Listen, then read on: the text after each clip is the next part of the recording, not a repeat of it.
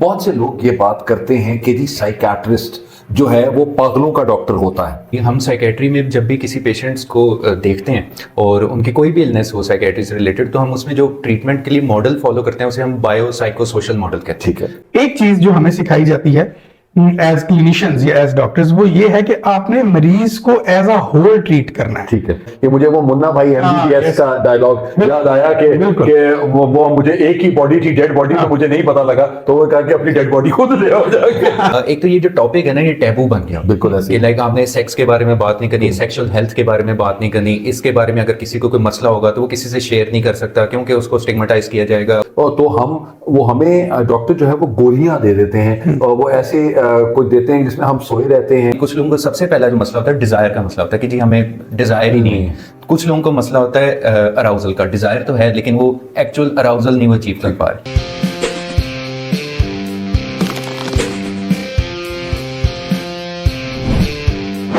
अस्सलाम वालेकुम जी, सर्जन कोई कोई के सेट से मैं हसीब खान आपकी खिदमत में हाजिर हूँ और मेरे साथ हैं डॉक्टर वजाहत। हम आपको डिफरेंट जो बीमारियां हैं उनके साथ आपको आशना कराते हैं। और वर्ड मैंने बहुत ये मुश्किल सा वर्ड चूज़ किया आशना कराने का, और वो ये था कि हम मेन जो उनकी वाइज हैं और व्हाट्स हैं वेयर्स हैं वो उनको सब हम आपकी खिदमत में पेश करते हैं। आपके मैसेजेस का भी बहुत शुक्रिया जो हमें आते हैं और उससे हमारी भी थोड़ी सी जो हम अपनी इंफॉर्मेशन हमने और बेहतर क्या करना है वो भी हम आपकी खिदमत में हाजिर कर रहे होते हैं। डॉक्टर वजाहत, हमने पिछले जितने भी हमने अपने एपिसोड्स किए हैं उनमें हमने ज़्यादातर लोगों की कि जब उनके साथ कोई सर्जरी हो जाती है उसके बाद कि उनकी फिजिक में क्या टेंशन होती है और फिजियोलॉजिकल नीड्स क्या होती हैं उनके ऊपर बात की है। लेकिन आपने ये मशवरा दिया कि कम से कम लोगों के जहन का भी हमें ख्याल रखना चाहिए कि लोगों का जो ट्रॉमा है या लोगों का माइंडसेट है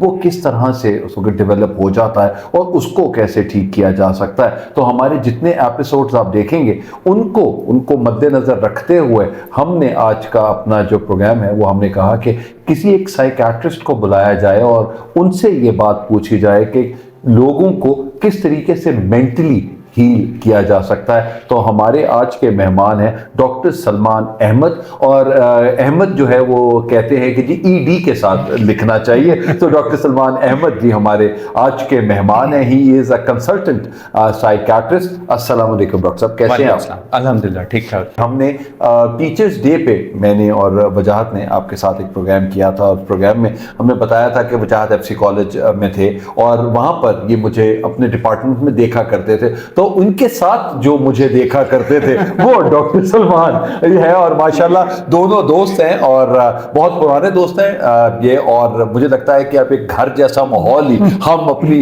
जितनी गुफ्तगू है उसके अंदर हम आपको ज़रूर पेश करेंगे और आपको भी ऐसे ही लगेगा कि हम ऐसे ही दो बच्चे और एक उनका उस्ताद इसी तरह बैठे हुए हम गपशप कर रहे हैं। सो ओवर टू यू जी सलमान। सबसे पहले तो मुझे ये बताएं, बहुत से लोग ये बात करते हैं कि जी साइकियाट्रिस्ट जो है वो पागलों का डॉक्टर होता है know most of the time, और आजकल ज्यादा लोग इसको मेरे ख्याल है थोड़ा सा कंपेयर कर रहे होते हैं विद साइकोलॉजिस्ट्स।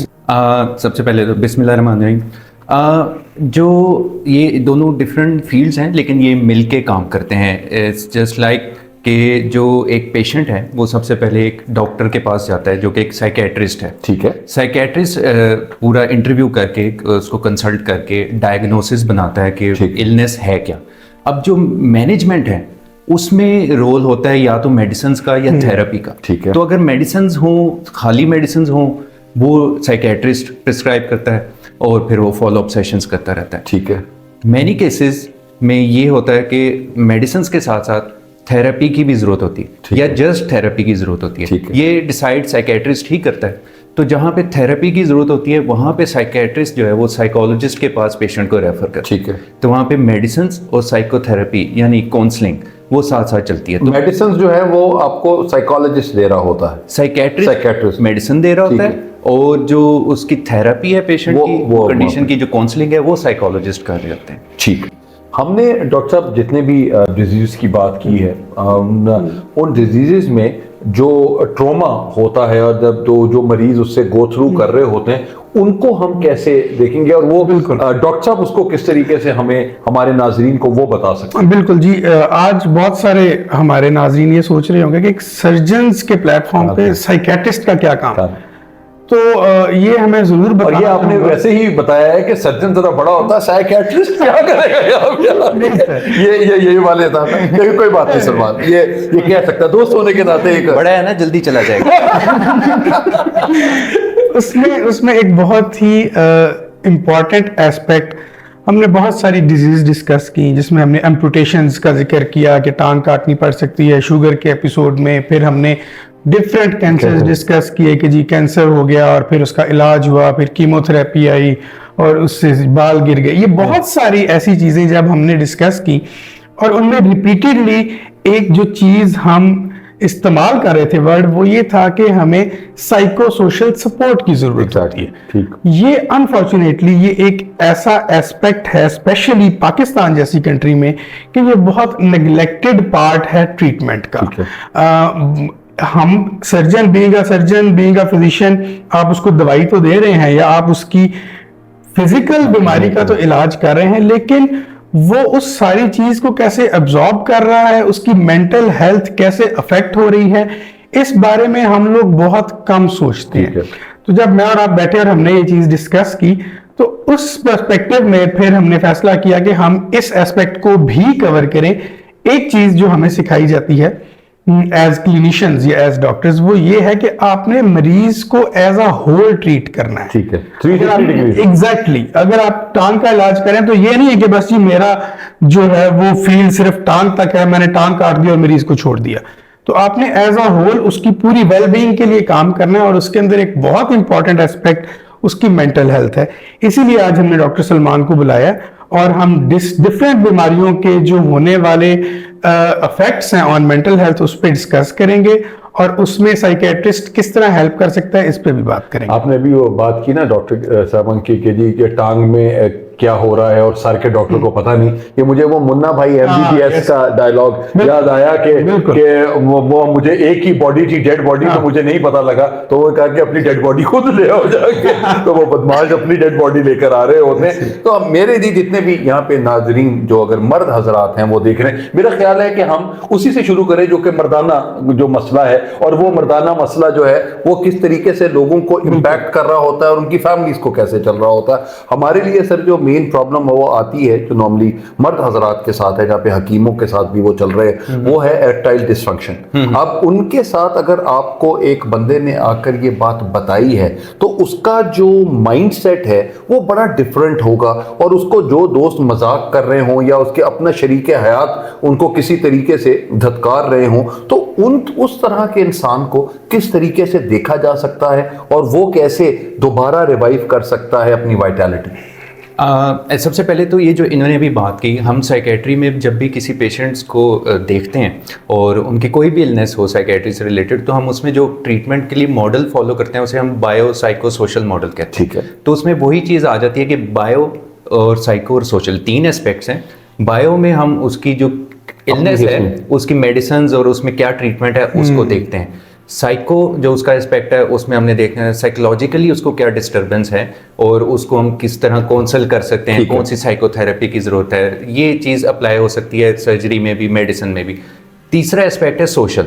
तो सोशल में जो उसकी सोशल लाइफ है, उसकी जो फंक्शनिंग है, उसकी जो ऑक्यूपेशनल लाइफ है या जो घर पे डोमेस्टिक लाइफ है, उसमें जो डिस्टर्बेंसेस आ रही हैं और जो उसका सोशल एनवायरनमेंट है उसमें कैसे इंप्रूवमेंट लेके आ सकते हैं, और उसका जो सोशल केयर गिवर्स हैं उनको क्या गाइडेंस की ज़रूरत है, ये तीसरा एस्पेक्ट है। तो ये सारी चीज़ें जब साथ लेके चलते हैं, वो जो इनकी बात है कि सिर्फ टांग को नहीं देखना, अगर टांग ओवरऑल लाइफ इम्प्रूवमेंट करनी चाहिए। अब ये जो आपका क्वेश्चन था इरेक्टाइल डिसफंक्शन का, एक्चुअली ये एक सबसे पहले ये बात शुरू होती है टैबू टॉपिक्स, और एक तो सर कभी कभी ना साइकोलॉजी के भी होता है कि आपके दिमाग की भी गेम यही होती है कि जी जी जी जी जी मैं इसी पे आना चाह रहा था कि एक तो ये जो टॉपिक है ना ये टैबू बन गया। बिल्कुल ऐसे कि लाइक आपने सेक्स के बारे में बात नहीं करनी, सेक्सुअल हेल्थ के बारे में बात नहीं करनी, इसके बारे में अगर किसी को कोई मसला होगा तो वो किसी से शेयर नहीं कर सकता क्योंकि उसको स्टिग्मेटाइज किया जाएगा और उसको बुली किया जाएगा। एक और चीज़ डॉक्टर साहब जो हम अभी रिसेंटली बहुत से बच्चों को या इस तरह की हमने ऐसे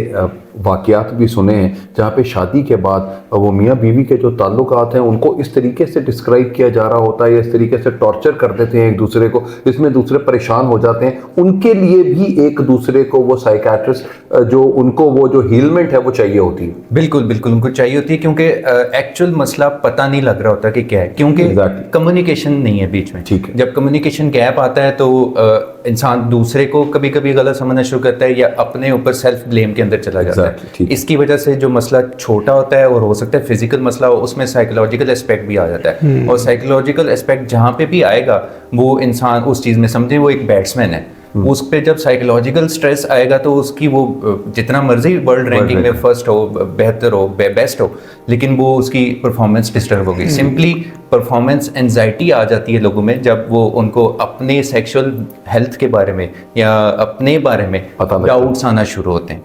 तो इसमें साइकोलॉजिकल एस्पेक्ट भी है, फिजिकल एस्पेक्ट भी है। एक तो यानी इसके बारे में एजुकेट ज़्यादा करना चाहिए, लोगों को इसके बारे में इंफॉर्मेशन ज़्यादा देनी चाहिए कि ये क्या मसाइल होते हैं और इनका ट्रीटमेंट क्या क्या है और मौजूद है।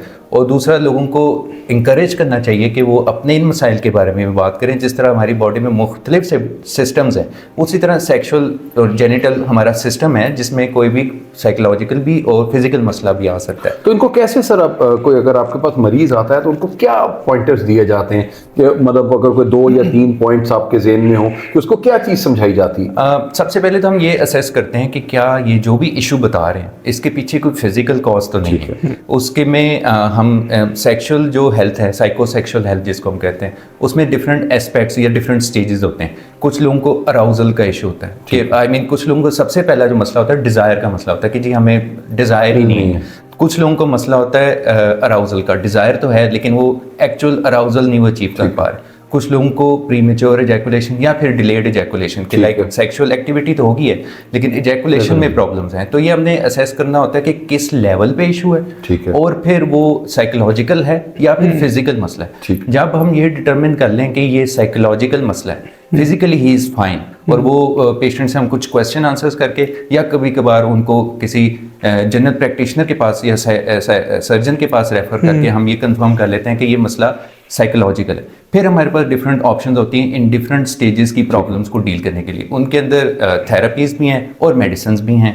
मेडिसिन से इरेक्टाइल डिसफंक्शन का मसला भी परमानेंटली हल हो सकता है, प्रीमेच्योर एजैकुलेशन का मसला भी परमानेंटली हल हो सकता है। और वही बात कि अगर ये साइकोलॉजिकल है सिर्फ, यानी वो फिजिकली ठीक है, तो फिर थेरेपी के थ्रू, उस काउंसलिंग के थ्रू उनको कुछ ऐसी एक्सरसाइजेस और एक्टिविटीज़ बताई जाती हैं जिनको वो रिपीटेडली रूटीन में परफॉर्म करके अपने इस एस्पेक्ट में बेहतरी ला सकते हैं। ठीक। कुछ केसेस में फिर मेडिसिन के थ्रू हेल्प होती है। डॉक्टर साहब, मोस्ट ऑफ द टाइम हमें ये लगता है कि ये तो एक एस्पेक्ट हो गया, लेकिन अगर हम कोई और जिस एक अगली किसी बीमारी पे जाते हैं, जितना हमें डायबिटिक फुट के ऊपर बात की थी, तो हमें उसको काटना पड़ता है, तो उसके बाद क्या रिपरकशन होती है? फिजिकली तो आप एज ए सर्जन आप उनको डिवेट कर सकते हैं, लेकिन हम साइकोलॉजिकली या उसको किस तरीके से देखें? बिल्कुल, मेरा ख्याल है कि काटने के बाद में जाने से पहले हमें उससे पहले जब आपने एज आ प्रैक्टिशनर ये डिसीजन उसको दे दिया है कि जी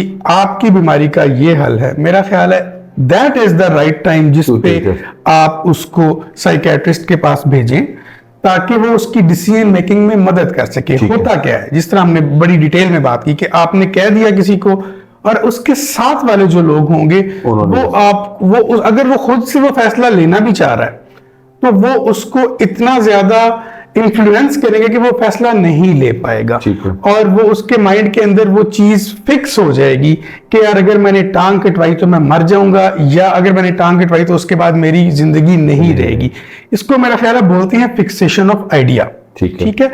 तो यहाँ पे हम डॉक्टर सलमान से पूछते हैं कि अगर इस तरह का कोई प्रॉब्लम हो और पेशेंट आपके पास आए तो उसको हम किस तरीके से हेल्प कर सकते हैं?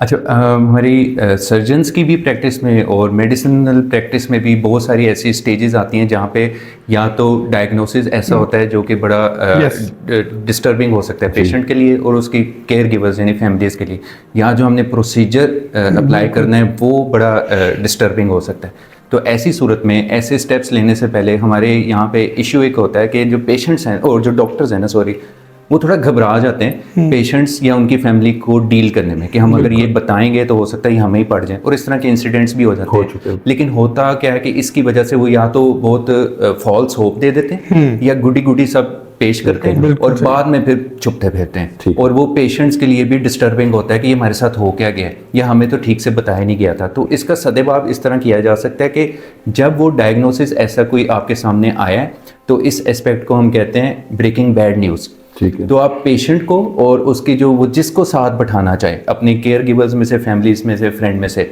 उनको बिठा के आप प्रॉपर उसकी कंडीशन के मतलब इन्फॉर्मेशन केयर दें कि ये इलनेस है, ये इस वजह से होती है, that should be clear but in a gentle वे। आप उसको इन्फॉर्मेशन केयर देते हैं उसकी इलनेस के बारे में, और फिर ट्रीटमेंट ऑप्शंस उससे डिस्कस करते हैं, और फिर उसके कंसेंट पे छोड़ते हैं कि वो क्या चीज़ बेहतर समझता है और वो कौन से ऑप्शन ऑप्ट करना चाहता है, और उसमें वो टाइम भी लेना चाहता है तो वो टाइम ले सकता है। इस तरह हम सारा डिसीजन की जो पावर है वो पेशेंट और उसके जो केयर गिवर्स हैं उन पे छोड़ते हैं, ताकि इवेंचुअली अगर ये हम डिसीजन लेते हैं, प्रोसीजर्स पे जाते हैं, तो वो कभी भी कहीं पे भी एक तो कोई ब्लेम मेडिकल प्रैक्टिशनर्स पे ना आए, और दूसरा ये कि वो उस बंदे को पता हो कि मुझे इन्फॉर्मेशन भी दी गई और ये जो प्रैक्टिस कर रहे हैं डॉक्टर, ये ऑथेंटिक प्रैक्टिस है जो कि वर्ल्ड वाइड मानी जाती है।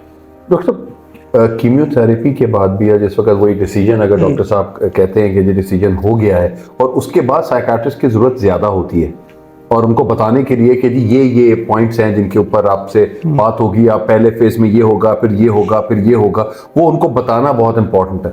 और उसमें भी लोग जो हैं वो सिर्फ बैड न्यूज़ ब्रेक करने के साथ साथ वो भी गुडी गुडी बन के थोड़ा बहुत चीज़ें कर रहे होते हैं। फॉर द फर्स्ट पहले स्टेप में ऐसा होगा, लेकिन अगर उससे भी आगे चला जाता है मामला तो वो फिर डॉक्टर को और साइकाट्रिस्ट के ऊपर ही बात करते होंगे कि यार ये हमें गलत बयानी दे दी या बता दिया। इस तरह के भी जो प्रोसीजर्स हैं जैसे कीमोथेरेपी है, इसकी भी एक तो इन्फॉर्मेशन प्रॉपर और क्लियर वर्ड्स में बतानी चाहिए, और उसमें कोई भी उबाम नहीं रखना चाहिए, कोई भी फॉल्स होप नहीं देनी चाहिए, और जब आपने इन्फॉर्मेशन प्रॉपरली दी हो तो आप उसके सारे साइड इफ़ेक्ट्स और डिसएडवांटेजेस जो ट्रीटमेंट के हैं और एडवांटेजेस और अच्छे इफेक्ट्स सब कुछ एक्सप्लेन करके जब पेशेंट के सामने रख देते हैं तो पेशेंट्स के मेरे से सारे क्वेश्चंस और वरीज एड्रेस हो जाते हैं। अब जाहिर है हम एक हद तक ही जो भी हमारे पास नॉलेज है उसकी बेस पे जो प्रोसीजर्स हैं या ट्रीटमेंट्स हैं वो अप्लाई कर सकते हैं।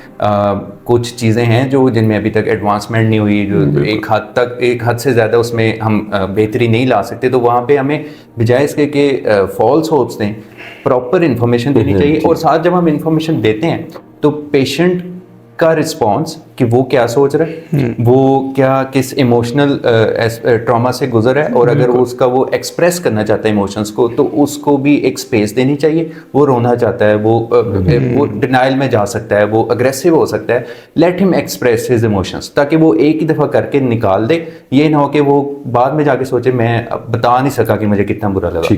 या एक और चीज़ डॉक्टर साहब मुझे आपकी गुफ्तगू से भी अंदाज़ा हुआ, चूँकि मेरा इंटरेक्शन सर नॉर्मली जो है वो यंगस्टर्स के साथ ही रहता है एज ए टीचर।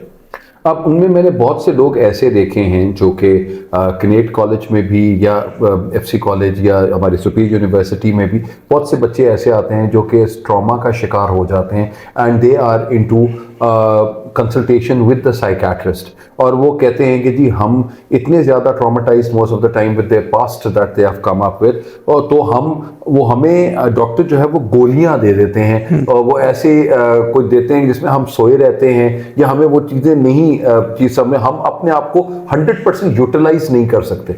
तो ये क्या होता है सर, और ये क्या कितने % ज़्यादा होता है तो लोगों को ये समझ आती है, या ये है कि आप छोटी छोटी डोज दे के भी लोगों को ठीक किया जा सकता है? एक तो साइकेट्रिक ट्रीटमेंट्स जिसमें मेनली मेडिसिन हैं, उससे रिलेटेड लोगों के जहन में बहुत सारे क्वेश्चंस हैं और कंफ्यूजन्स हैं और जिनको प्रॉपर्ली मेरे ख्याल से एड्रेस भी नहीं किया गया।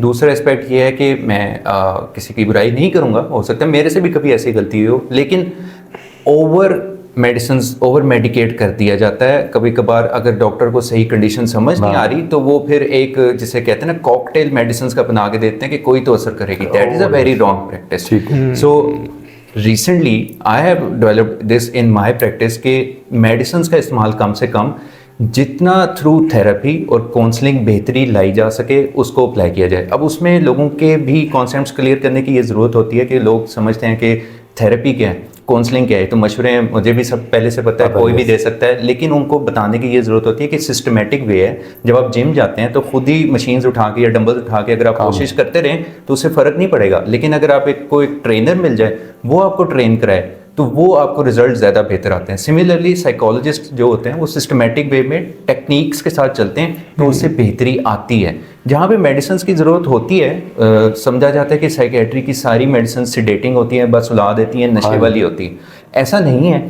और वो डिपेंड करता है कि कितनी डोज में दे रहे हैं और कितने अरसे के लिए दे रहे हैं, और साइड इफ़ेक्ट्स जो प्रोफाइल है उसको अगर डॉक्टर प्रॉपरली अरसे बाद कुछ अरसे बाद मॉनिटर करता रहे, तो वो इस तरह के साइड इफ़ेक्ट, सेडेशन और डिजीनेस और ये जो ड्राउजीनेस, इसको मैनेज किया जा सकता है, कम से कम किया जा सकता है। एक और चीज़ डॉक्टर, जब आपके पास मरीज आता है और मरीज अपने आप को खुद ब खुद ही बेहतर समझने की कोशिश कर रहा होता है, और या कभी कभी आपकी फीस देख के कहता है एक ही बारी फीस देनी है, खत्म हो जाता है, वो नॉर्मली ये वाली बात है। लेकिन कितनी फॉलो अप्स चाहिए होती हैं एक साइकियाट्रिस्ट को अपने मरीज को ठीक करने के लिए और उसको समझाने के लिए कि now you are at the right track?